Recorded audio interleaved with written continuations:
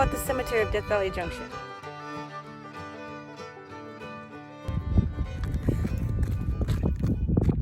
Hi, I'm Jenny.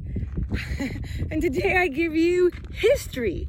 I give you mystery. I give you the Death Valley Junction Cemetery. Welcome.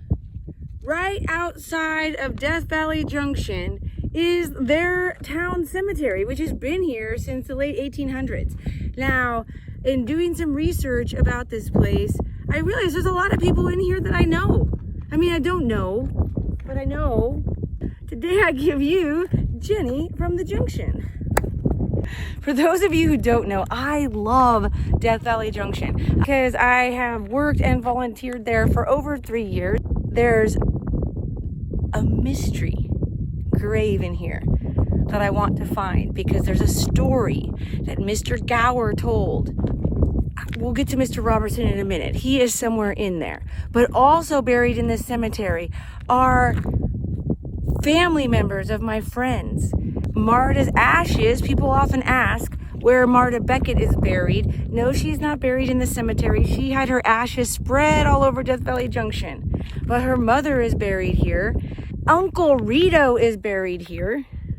It is not spooky. It is not scary. It is chocked full of history. Somewhere in here is a mysterious grave. See if we can figure out who Mr. Gower is talking about in his mysterious story. Then I'm also going to pick up some trash.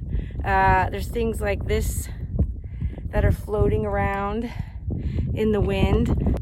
Let's go out on this beautiful day. Let's go check out the Death Valley Junction Cemetery. So let's just get in the cemetery here. Come along. What you doing? Yeah, just escape for a minute. Come on. Let's go. You got a minute. No, it might be more than that. You can see that the cemetery is here and the town of Death Valley Junction is off in the distance. Although it is seemingly in the middle of nowhere. And wow, people think this is an abandoned cemetery. It is not. There are people that are buried here who still have living relatives.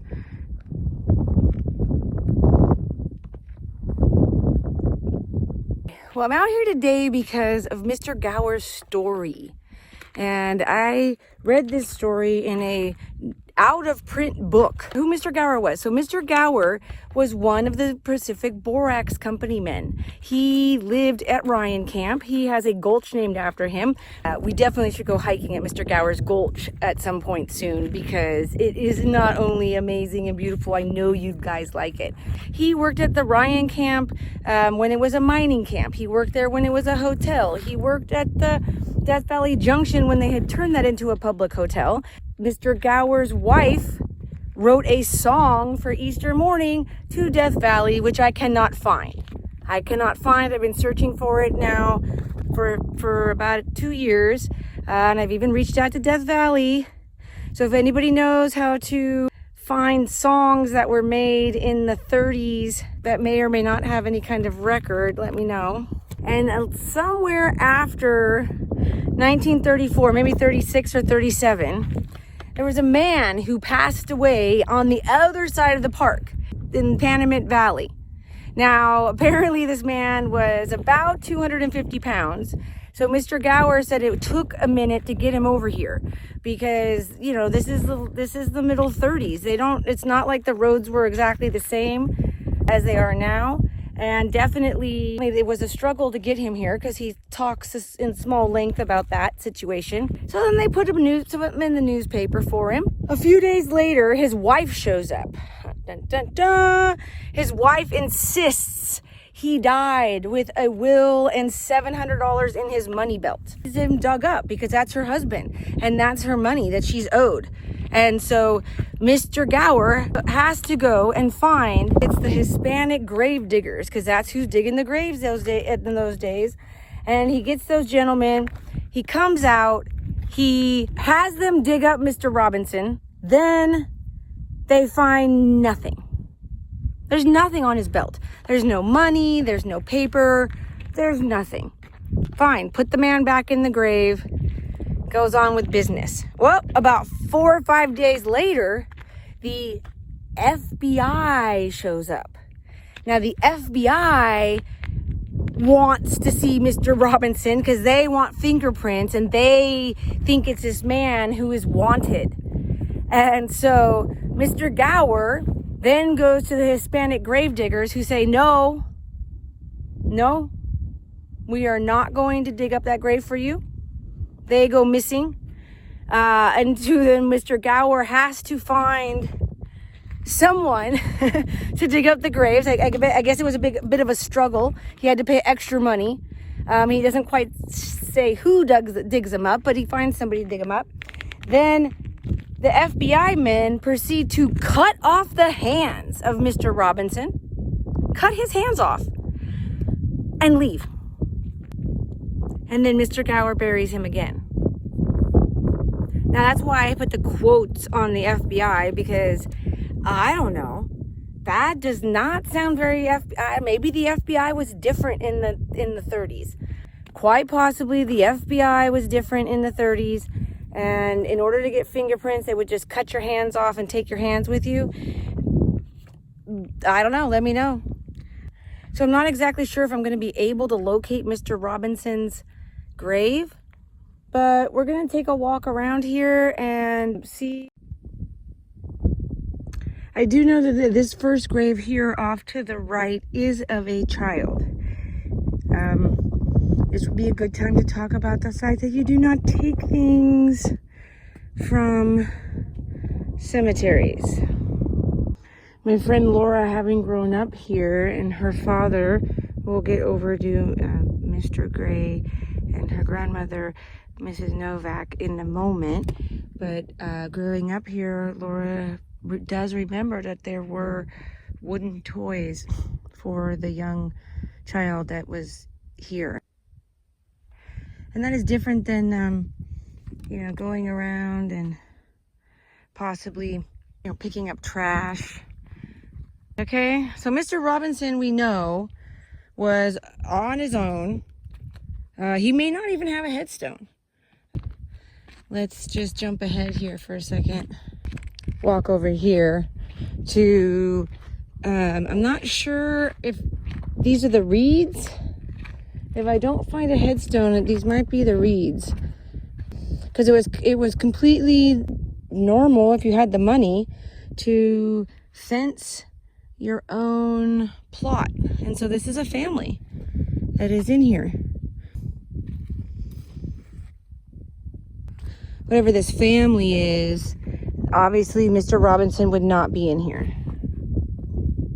Oh, hi. That's somebody lives in there. Looks a little bit bigger though than for a snake. Probably like a fox. There was the sweetest little fox that lived here. Because I come out here and he would come out at night and say hi, sort of. And he died recently. I mean, I'm assuming that was him. Okay, no, those are the reeds right here. They're not in that little area.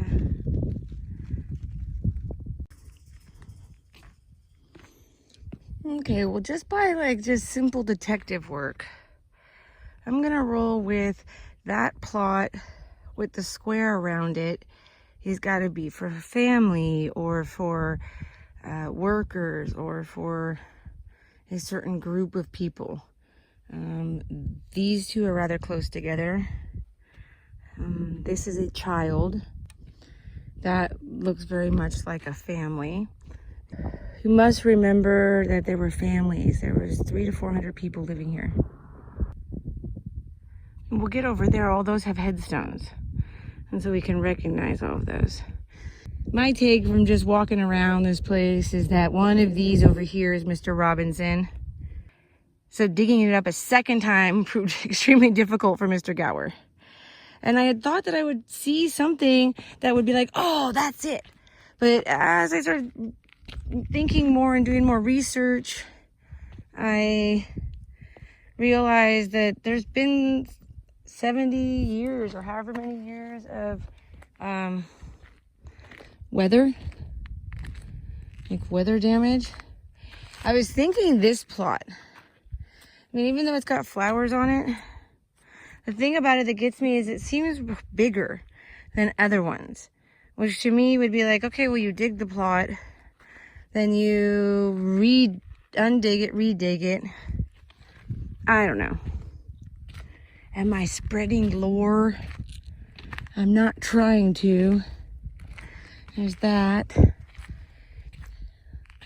Just trying to take the time to document, to say that these are people that lived in Death Valley Junction or in the area.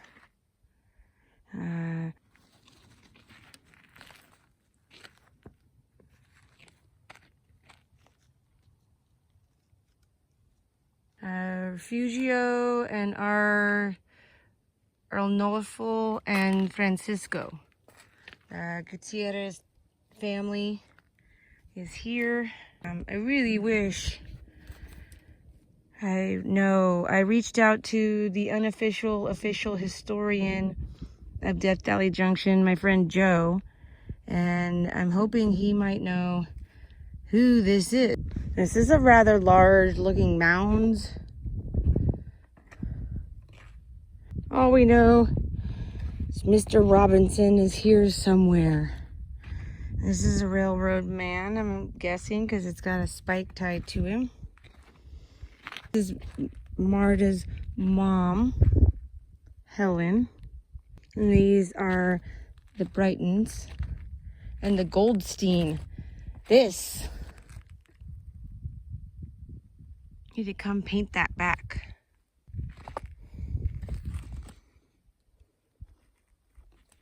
Aww.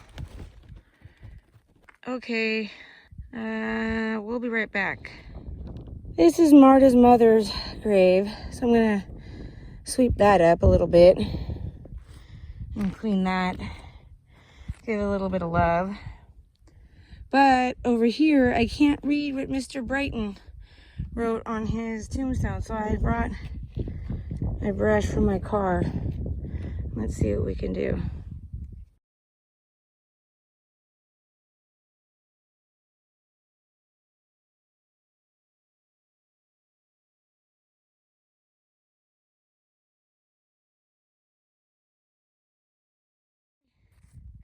What does Daniel have to say? I was rich, if not in money, in sunny hours and summer days, and spent them lavishly. Why, thank you, Daniel. That's a lovely sentiment. And Daniel's right next door to Marta's mom. So I swept that off already. I have spread my dreams under your feet. Tread softly because you tread on my dreams. That is a beautiful quote. This is David Gray, which is my friend Laura's father and Kylie and Haley's grandfather. Their grandmother, her grandmother, and grandfather are buried here. And also, I want to say this is another grandmother. This is their family plot.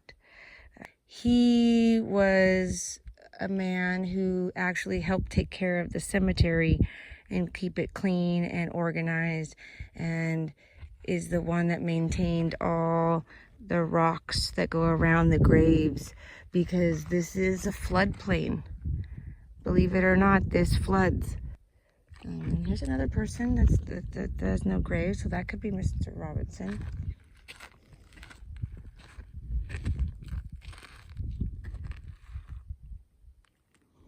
It looks like it says Baldwin Wolf. Ooh, this is Mr. Whiteholes. He was born in 1852. Wow. I'm not sure who this is. Wait, it says something. Okay. It would help if I don't know what that says. Whatever that says, it needs to be painted back.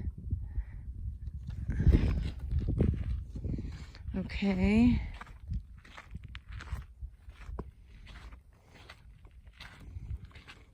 These are more gravestones. But see, some of these back over here, I guess they could be Mr. Robinson, but I just would think that Mr. Robinson didn't have any family. This is Martin Zapata and Benny Zapata, and the Zapata family worked in Death Valley Junction and worked on the railroad and worked in the Borax mine, which is why you see the white rock on his grave. So all of these flowers have been basically just blown away from somebody. I'm not sure who. So I'm gonna bundle these all back together, and then I'm going to put them on Marta's mom's grave, because I'm sure they just came from all kinds of whoever, but I don't really know who to put them on. Oh, that looks like a child's grave right there. But they really shouldn't be blowing around the desert. Now here is the grave sites for the Robos family. You can see right here, this is a Rito Robos Jr. It looks like 1938 to 1938. So I believe that Uncle Rito, who I lovingly refer to as Uncle Rito, it is Duffy's uncle, who Duffy was born in Evelyn, which is a town that no longer exists, of the Tidewater Tonopah rail line. And I had the absolute pleasure of hanging out at Death Valley Junction History Days and hearing the stories. A picture of Uncle Rito in his younger days. You know, apparently working on the rail line keeps you fit. That's for sure. Here is Mr. Smith. Oh, okay. So this is the grave. I was looking because I thought, oh, here's another veteran. Okay, so there's two of them. I brought desert little flags things for them. In little, you'll see in just a second. I'll get them out of my car. Is this one also a veteran?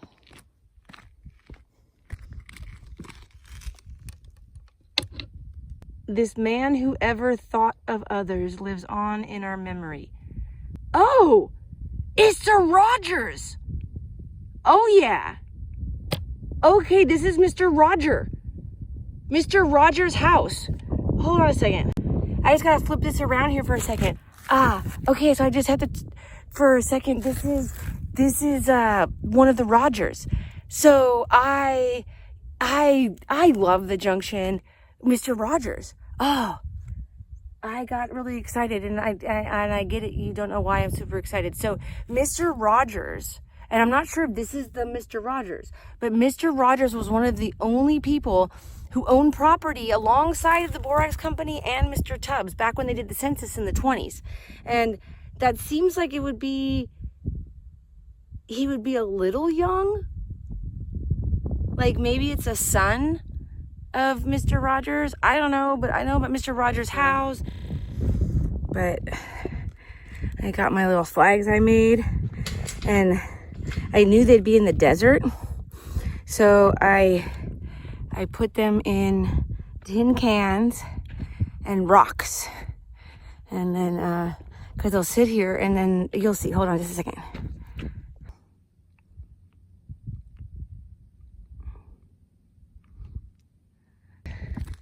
It's got little, I put rocks in it.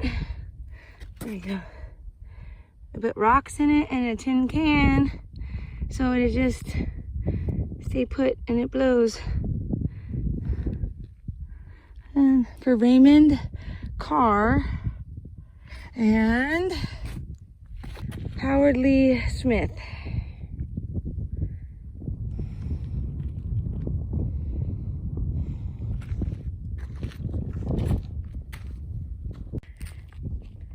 This is the gravesite of Thomas Willett, otherwise known as Tom number 2, or Willett, who danced and sang and did comedy and worked the door of the opera house before every show. I really try to tell some of his jokes when I'm working the door of the opera house. They're so classically corny that it is great, but they fall a little flat sometimes, but that's okay. I found one more. Warner T. Bridges, private in the Army Air Force in World War II. And so I have one more flag in the car. I'm gonna go get it.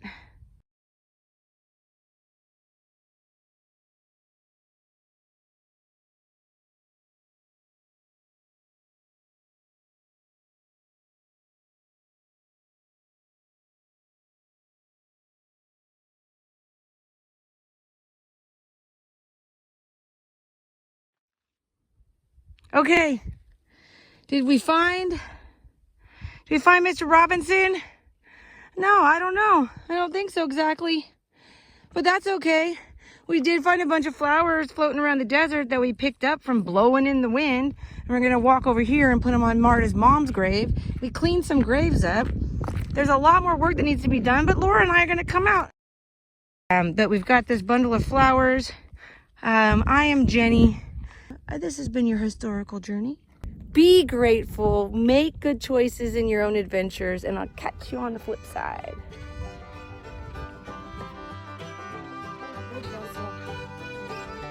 And I don't always give hikes. Sometimes I give history. Sometimes I give comedy.